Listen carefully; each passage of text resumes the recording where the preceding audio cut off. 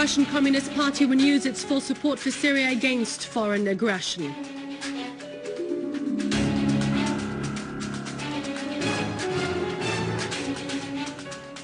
Units of the Syrian Arab Army destroyed terrorist hideouts and crushed their groups in various areas.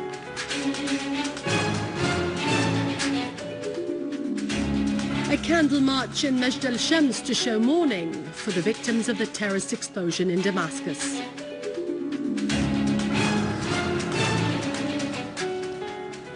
The terrorist Abdelhadi Mohammad al-Khalif admits his participation in the destruction of al-Qseir hospital through explosives buried in a tunnel under it.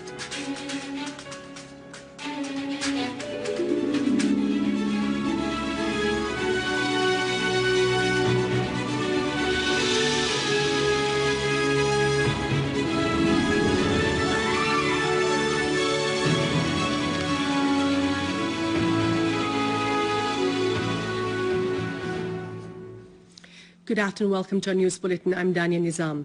Members of the Syrian community in Sweden strongly condemned the terrorist blast in Damascus last Thursday. Members of the Syrian community in Sweden issued a statement asserting that the terrorist acts committed by the terrorist mercenaries in Syria have nothing to do with the concept of reform, as those mercenaries are bound to the Zionist and American projects in the region. Members of the Syrian community in Sweden expressed their confidence that security and stability will return to Syria due to the steadfastness of the honest Syrians inside the country and abroad, and to their support of their leadership and the Syrian Arab Army. The statement added that the terrorist blast that took place in Damascus last Thursday aims at shattering the political program which was recently outlined by President Bashar al-Assad. The blast indicates the bankruptcy of the Zio-American scheme which aims to undermine Syria's unity, security and stability. Members of the Syrian community in Sweden asserted that the blood of the Syrian innocent victims is a witness of the brutality of Syria's enemies, and it is a proof of their desperation of objecting the Syrian people. The statement praised the efforts exerted by the Syrian Arab Army, who fights the fiercest type of wars persisting to restore security to the country by eradicating terrorism. In Aleppo city, the terrorist groups left behind huge destruction in the old city, especially in al-Zahrawi and Sweqa neighborhoods. And our news team accompanied the Syrian Arab Army units, witnessing the huge damages in the private and public properties that left the neighborhoods totally destroyed, making them in need for great reconstruction as there is wide-scale material damage. Meanwhile, the armed fighters, including the Nusra Front, are feeling choked, and out of desperation, they started destroying homes and shelling the area in a random way.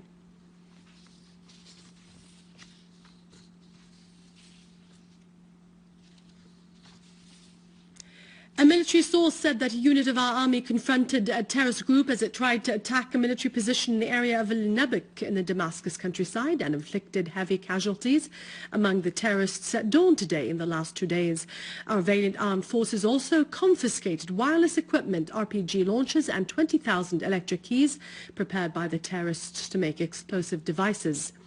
In Adra, a unit of our army inflicted heavy casualties among terrorists who committed crimes of murder, plunder, and captured a number of their criminals. In Idlib, a Syrian Arab Army unit clashed with terrorist groups in various villages in the countryside and on various crossroads and highways, killing and wounding many of them and destroying their tools and equipment. In the Homs countryside, a unit of our army foiled an attempt by terrorist groups to infiltrate into Syria from Lebanese territory through the Tel Kelach countryside. The terrorists used machine guns and rocket missiles against the border guards and the inhabitants of various Syrian villages in the area. They were confronted by our army, which killed and wounded several of them, while the rest took to their heels back into Lebanon. The terrorist Abdelhadi Mohammad al-Khalif admitted that he joined terrorists who destroyed the national hospital in al-Qseir in the Homs countryside. They used explosive devices, planting them in a tunnel they dug under the hospital.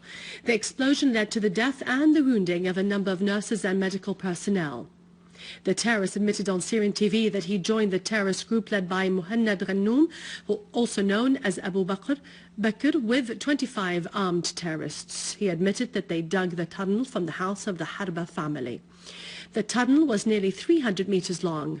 Then the terrorist group planted mines and explosive devices, which they detonated through remote control. At the same time, 2 terrorist groups attacked the hospital. They also kidnapped and tortured 20 people from the villages of al-Aqrabiya and al-Ghassaniya. They killed one of them and stole 2 large vehicles at the crossroads Abel. He admitted that his gang got weapons and money from a person called Dabba Anoum and his 2 sons, who brought the money and weapons from Lebanon.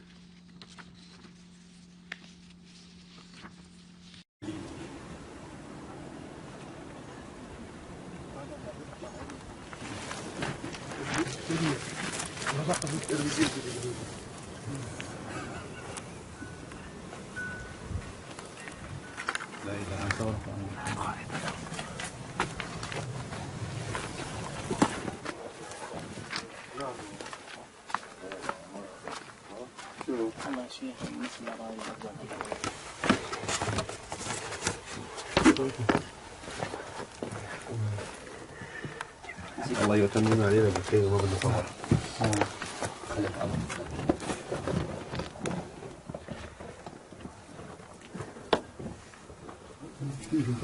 حمص القصير، مشروع كتاب الفاروق في الحفر تحت المشفى الوطني، حفر النفق تحت المشفى الوطني والتجهيز لتفجير ضخم تحت المشفى المحتل من قبل عصابات الأسد. سلام. موافق على استسقاط كتاب الفاروق القصير يشرف على العمل بنفسه. هذه هي الألغام الذي سوف نفجر بها المشفى الوطني. تسلك إن شاء الله. إن شاء الله تعالى. يا ريت الدوت أبو تعالى. أيوه. سجل لي هالصوت هذا.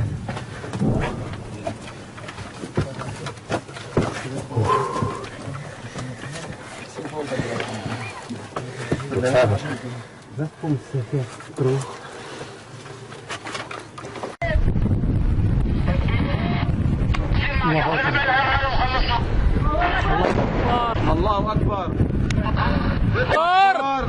الله أكبر. الله أكبر. 3/9/2012 تفجير المشفى الوطني الذي أصبح ثكنة عسكرية للجيش. The square of Sultan al-Atrash in the village of Majd al-Shams in occupied Golan witnessed a candle march in mourning of the victims of the recent terrorist explosion that took place in al-Mazra'a neighborhood in Damascus. The people of the occupied Golan also denounced the terrorist bombing, stressing that such heinous acts express the bankruptcy of the terrorists and their supporters and their failure to achieve the goals of the conspiracy being hatched against Syria.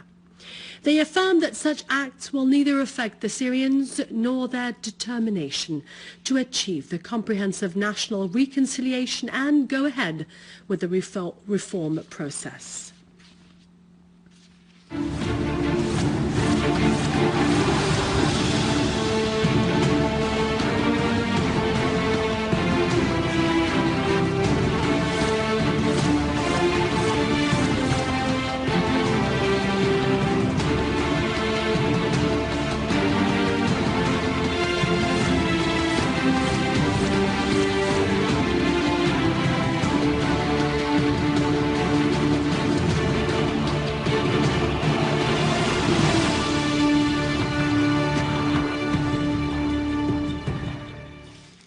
In Damascus, the Subsidiary Committee of National Dialogue began its preparatory consultative meetings to seek a comprehensive solution. The committee met a delegation of teachers who stressed the importance of facilities to carry out dialogue in schools and to enable students to take part in the cultural activities of their community. The committee also met a delegation of the Women's Union who stressed the importance of women's participation in the dialogue, which should enter every house. Dr. Bishr Sabban, governor of Damascus, also stressed the necessity of holding dialogues with various sectors and specters of society in order to attain a better future for Syria. The meetings are expected to continue in Damascus for the coming few days to include all social activities. In al-Suwaida, the subsidiary committee of dialogue held a meeting with the Party of the Popular Will and listened to proposals about the dialogue mechanisms. Members of the party called for the dialogue to deal with the law of elections, the economic situation, and giving freedom to all forces under the ceiling of the homeland. The national information media should present the views of all Syrians. The meeting also included the organizations of doctors, dentists, and educational personnel, discussing with them the implementation of the political program of national dialogue to solve the crisis in Syria. The Suwaida Governor Atif al-Nadaf asserted that the committee did not ignore anybody. Members of the trade union stressed the importance of protecting the interests of all citizens, expressing the aspirations of the people and bringing to account all the corrupt persons who traded in crisis for selfish purposes. Representative of the Conference of the Communist Party of Federal Russia approved a communique expressing full support for the official authorities in Syria. They called upon the Russian leadership to give strong political and material support to Syria to enable it to repulse foreign aggression. They asserted that the West was exerting all efforts to bring down the Syrian system through gangs of rented terrorists and mercenaries recruited to serve the Western agendas. They financed the terrorists and support them with weapons. They asserted that events in Syria were not the result of internal conflict, but of a flagrant aggression. This aggression was not carried out by NATO armies, but by their spies and agents.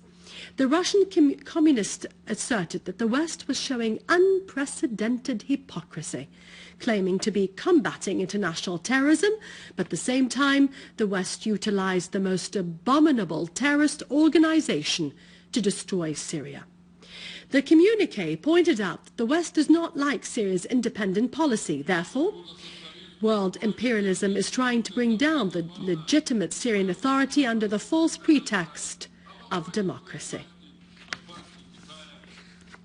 Hundreds of Turks gathered in several cities to protest against the detention of scores of military personnel accused of plotting against the government of Recep Tayyip Erdogan.